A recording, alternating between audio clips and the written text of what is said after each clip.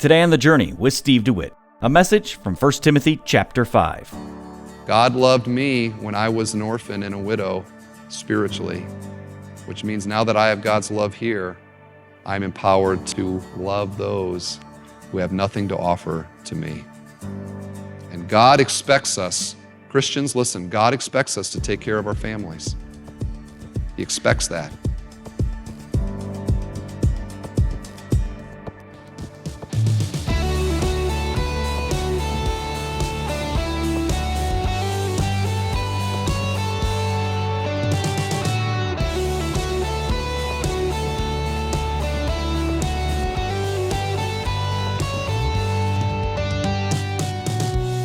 Words are powerful, but our actions speak louder. Welcome to The Journey. I'm your host, Tim Svoboda. And today, Pastor Steve DeWitt reveals the Bible's surprising instructions for caring for widows in the church. Learn why family support comes first and when the church should step in. Plus, discover the surprising qualifications for widows in ministry. It's the conclusion of a message titled, The Church, Its Widows, and True Religion. And you can access the complete message online at thejourney.fm. To get us started with today's lesson, here's Pastor Steve. Give proper recognition to those widows who are really in need. But if a widow has children or grandchildren, these should learn, first of all, to put their religion into practice by caring for their own family and so repaying their parents and grandparents, for this is pleasing to God. The widow who is really in need and left all alone puts her hope in God and continues night and day to pray and to ask God for help. But the widow who lives for pleasure is dead even while she lives. Give the people these instructions too, so that no one may be open to blame. If anyone does not provide for his relatives, and especially for his immediate family, he has denied the faith and is worse than an unbeliever. It's a pretty strong language, isn't it? Pretty strong language.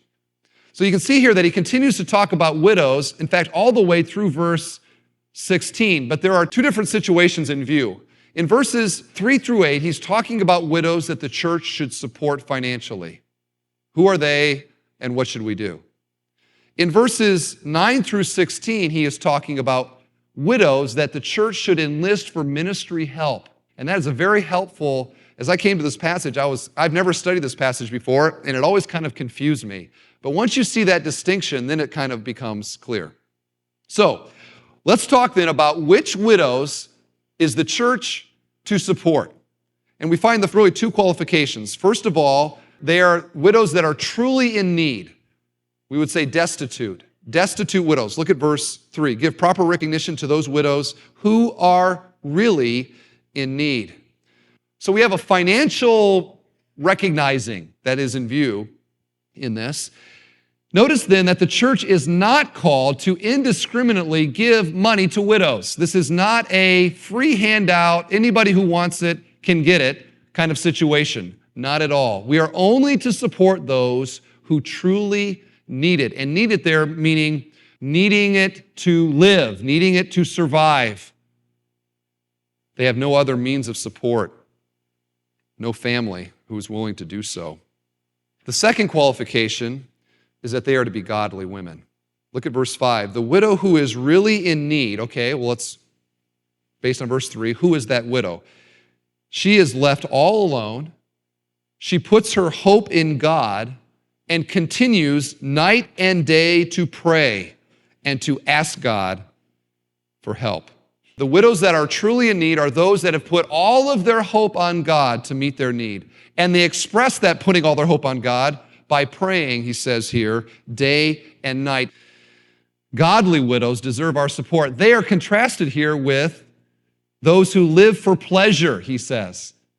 So again, the church is not to be just indiscriminate with what they do and who they support. Just because a woman is a widow doesn't mean that she automatically qualifies to be supported by the church. They must be destitute, they must be godly. But if they are both of those, then the church does have a responsibility to help them financially and to make sure that they're able to have their needs met. Let's talk about this in the American church, because the culture today is much different. We need to look for opportunities. That's the admonition here. Look for opportunities to put your religion into practice, he says, and to help those who cannot help themselves. Do that. I think a more immediate application for our church would be this, that we have a number of widows in our church. We have wonderful widows in our church, many of them, who have a lot to offer. And yet my observation as the pastor here is that oftentimes they sort of get a little bit lost in the shuffle. Do you know what I'm saying? I think a very practical application for us as a church is to look beyond our immediate group, our family or our friends, and to see those that have particular relational needs and to try to meet them. How might you practically apply that? How could your family practically apply the passage? I think there is also an implicit admonition to the widows in our church that I'd like to mention. Let me encourage you to be in the body life of the church. You may struggle with feeling like you're lost in the shuffle or something like that. You're not, you just feel that way. There are wonderful people here that would be wonderful relationships for you, but those happen by spending time together. So a little bit of reaching out on the one side and a little bit of reaching out on the other side, I think would produce some wonderful relationships in the church and a context by which we could help meet the needs of the congregation. Now, why would Paul put a limit on who the church should support? I mean, it would seem that in true benevolence, you just support everyone. Why would he do that? The reason is that church support is God's backup plan. It is not plan A. The church supporting widows is not plan A. It has always been God's plan that families should take care of their own. Look at verse 4 again. But if a widow has children or grandchildren, these should learn, first of all, to put their religion into practice by caring for their own family. And here's that interesting word, repaying their parents and their grandparents. For this is pleasing to God. Verse 7, give the people these instructions so that no one may be open to blame. If anyone doesn't do this, he says, he has denied the faith and is worse than an unbeliever. It is a blight on any family when a father or a mother or a grandfather or a grandmother is ignored and their needs go unmet. And verse 8 contains this very strong word that if someone doesn't do this, they are worse than an unbeliever. Now, why would he say that? You'd have to say, if somebody doesn't love their own family, are they even really saved, wouldn't you? And I think that's kind of what he's getting at. Plus, even in the culture, the pagan culture of the day, it was expected that families took care of their own, that sons take care of their mom. That was the common expectation. And Paul here says, if somebody claims to know the love of Christ, they claim to follow the example of Jesus Christ, and they don't even take care of their family, they're not even doing what pagans do, and they don't have that example. In fact, that guy, he's worse than an unbeliever, he says. It's very strong language. There's no way to water it down here. Families take care of their own is the principle. All right, so that's the ministry to widows, compassion ministry to widows who have needs. Verse 9 transitions to a different widow ministry. And now he starts talking about widows that are enlisted to the church for ministry assistance. Look at verse 9. No widow may be put on the list of widows unless she is over 60, has been faithful to her husband, and is well known for her good deeds, such as bringing up children, showing hospitality, washing the feet of the saints, helping those in trouble, and devoting herself to all kinds of good deeds. Now you notice the words there, it says put on the list, which is like, what list are we talking about? You might think it's the list of support from the previous verses, but then that doesn't make sense because the qualifications are different in this for the list than they are for the support. And it also would seem to indicate that the church would have no obligation to help some widow who's under 60 years old, even if she doesn't have a family, and that doesn't make sense either.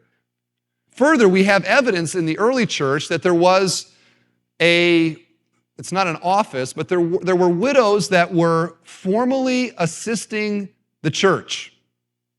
Some kind of a list, and we don't know a lot, but we see that in extra biblical materials regarding the early church. So that there may have been some kind of formal relationship. These may have been the godly widows from the previous verse. We don't know. But the church would benefit from their ministry. So some kind of ministry where they were giving themselves to helping the church. And the qualifications we find are seniority. They must be over 60. Marital fidelity. They must have been faithful to their husband or husbands throughout their life. And godliness. They were to be known for good deeds, which they list here as bringing up children, showing hospitality. The word there means literally a friend of strangers, washing the feet of the saints, humble, willing service to the flock, and doing good deeds. And women, let me just tell you, this is an excellent portrait right here of what a godly woman is. Women, look at that list and say, now, is that me? Am I the kind of woman that if I were a widow, the church would want to enlist me, or God would be calling me to a ministry like this? Now, Paul also describes those who are not to be put on the list. He says in verse 11, as for younger widows, do not put them on such a list. For when their sensual desires overcome their dedication to Christ, they want to marry. Thus they bring judgment on themselves because they have broken their first pledge. Besides, they get into the habit of being idle and going about from house to house. And not only do they become idlers, but also gossips and busybodies, saying things they ought not to. So I counsel younger widows to marry, to have children, to manage their homes, and to give the enemy no opportunity for slander. Some have, in fact, already turned away to follow Satan. There are two reasons that younger widows are not to be enlisted for this kind of formal ministry assistance. The first one is that they will become restless. Apparently, this relationship required some kind of formal pledge of service to God, which with it meant that they were not going to pursue another husband. And Paul here says that younger widows will naturally desire to have a husband. And when that desire, if they've made the pledge, then later they have that desire, they're going to struggle with, man, I made this pledge, but now I've met, Joe, and Joe's so cool, and man, I'd like to be with Joe or John or whoever, and yet I've made this pledge. What should I do? Paul says when they break their pledge, they bring judgment on themselves. Friends, by inference, this means that we need to be very careful with the pledges that we make and the commitments that we make in our lives, that God takes those seriously. He takes us at His word. I remember meeting a lovely and godly woman, a wonderful prospect for a wife. And I remember I asked her out pretty much right away. And mentally, I was halfway to the altar. This was really, really exciting. I'm much more mature now. So I go out on this date with her, and I was so excited about it. And I remember we were sitting at this restaurant, and she informed me on our date that she had taken a vow of celibacy for missions. Now, there are a lot of things you want to hear on a date. That's not one of them, okay? And I can tell you the rest of the story, but sometimes, though, young people will make pledges because they seem spiritual at the time. I'm going to do this, and I vow to do this. But then later on, they come to realize that maybe that vow was generated from, pride, or who knows what it was from. Be careful with the pledges that you make. The second reason that he says that young widows without family are not to be on the list is that without families to occupy their time, they tend to digress into destructive activities. That's what he says. He says this, besides, they get into the habit of being idle and going about from house to house. And not only do they become idlers, but also gossips and busybodies, saying things they ought not to. They're idle. They have free time, which Paul apparently had observed typically becomes occupied with talk, with chatter. I've made the observation to you before that whenever the New Testament talks about vices for women, it always includes the tongue. And women, you can decide why that's the case on your own. It always has to do with the tongue. And here he says that women who are idle become busybodies. One lexicon defines the word this way: they become meddlesome. Meddlesome. We would say it this way: they put their nose where it doesn't belong. That's what happens. They go from house to house. The idea here is they go from house to house. Oh, really? Okay. Over here. And off they go. You can sort of visualize this, can't you? Do you remember Mrs. Olson on Little House on the Prairie? That's just what came to my mind when I read this. Listening on the telephone and then quickly passing the information on because she was the operator for the phone system. Remember her? That's the idea here. Chatty, gossip, passing on information, saying things they ought not to. In doing this, women, you may say, oh, that's just the way that women are. You know, it's in our DNA. We can't change ourselves. Wrong. He says here that by doing this, some have actually followed Satan. Women, do you look at, and men too, we're all in this, do we look at the way that we use our tongues as actually empowered sometimes by Satan himself? That we're actually becoming tools of Satan to sow discord amongst the brethren?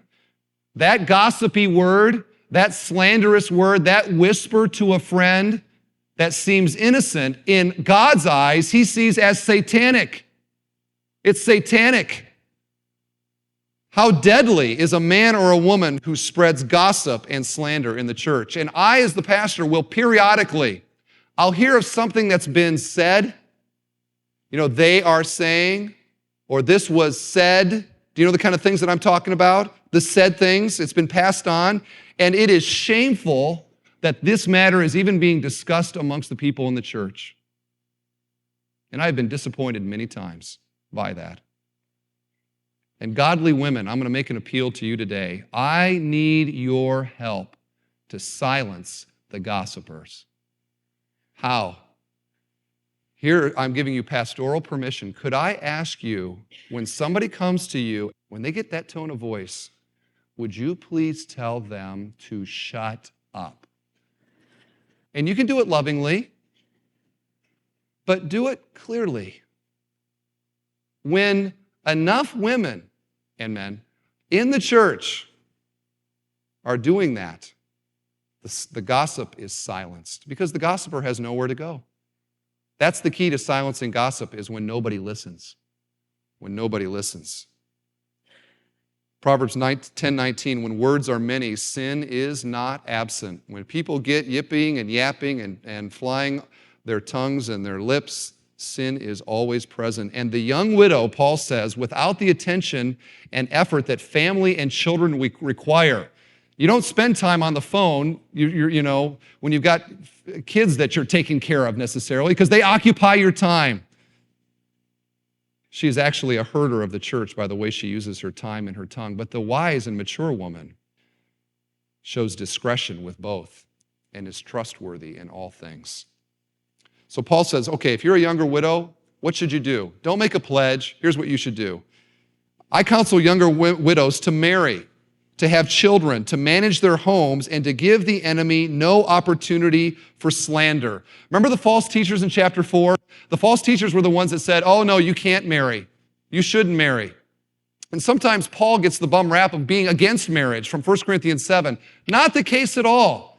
Paul recognized while he was single that marriage is a precious gift from God. And he says here, younger widows, you know what you ought to do? Prayerfully consider, pray to God, seek marriage. It's a good thing. Have children, he says. Manage your homes well. And by doing that, you will give no one the opportunity to slander you or the gospel of Jesus Christ. Live your life in such a way, and this is true for all women. Live your life in such a way that when you are the older woman, maybe the older widow, that by the reputation and the example of your life, you have earned a level of respect in the church where you become an effective tool for Jesus Christ within the context of the church to love and teach and model to younger women what it means to be a virtuous woman. Older women teach the younger women. And that doesn't always include words, does it? The example of your life lived out in front of them is a powerful example.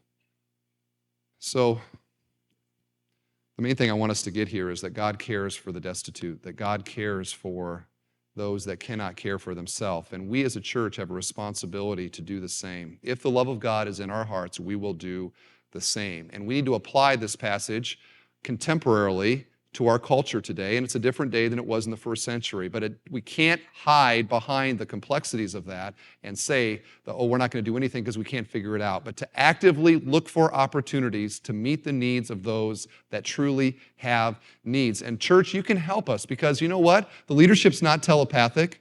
No one's sending us their bank statements. We don't know where people are financially. If you know of a need, first of all, say, well, should my family meet this need? But if it's something that maybe the church could get involved in or should be involved in, would you let us know? How else will we know? By doing that, we can begin to have a more effective ministry to those that have needs. And I wonder, I don't know how we do with that, to be honest, as a church. Maybe okay. I don't know what God thinks. How are you doing with it, though? How are we individually doing?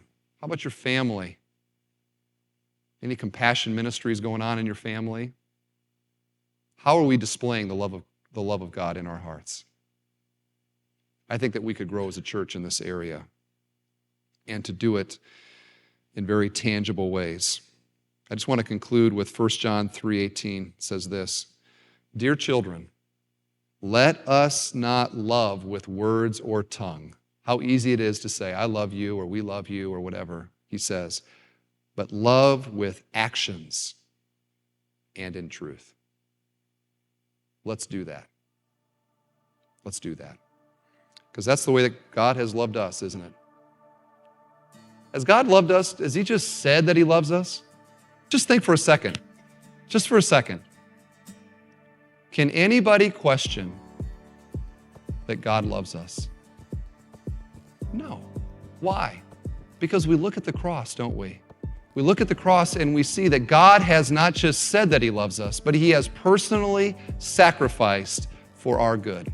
And the cross is the indelible symbol of the very tangible love that God has for us, which we can rejoice in and now express in the relationships in our life. And let's do that. Let's do that as a church. You're listening to The Journey with Steve DeWitt and the conclusion of a message titled, The Church, Its Widows, and True Religion. To revisit this message, visit thejourney.fm. Well, we'd like to take a moment to express our heartfelt gratitude to all our loyal listeners and monthly supporters who generously contribute to keep The Journey on the air. Your support allows us to broadcast God's Word far and wide, reaching audiences across the nation through radio and online platforms. By making a generous gift, you play a vital role in ensuring that the clear biblical teaching on The Journey continues to transform lives every day throughout the year. Would you partner with us today?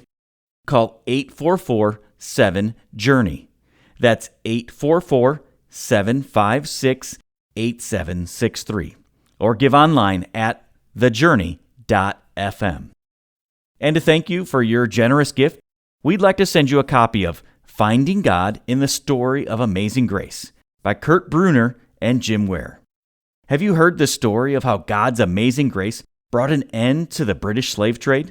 This book offers profound reflections drawn from the lives of two remarkable men, one who called for the end of the British slave trade, and one who penned the beloved hymn, Amazing Grace. This book masterfully reveals how God's grace manifested in their lives and demonstrates how he uses even the smallest events and the most unlikely individuals to fulfill his greater plan in this world. Request your copy of Finding God in the Story of Amazing Grace today and embark on a journey of spiritual insight. Call 844-7-JOURNEY or visit thejourney.fm. We also want to invite you to join us for worship at Bethel Church, home of The Journey. We're located in Crown Point, Indiana, with campuses in Cedar Lake and Hobart. Find directions online at bethelweb.org. I'm Tim Svoboda. Join us tomorrow for a new message from 1 Timothy titled Elderly Care. That's Thursday on The Journey with Steve DeWitt. Today's program was produced and furnished by Bethel Church in Crown Point, Indiana.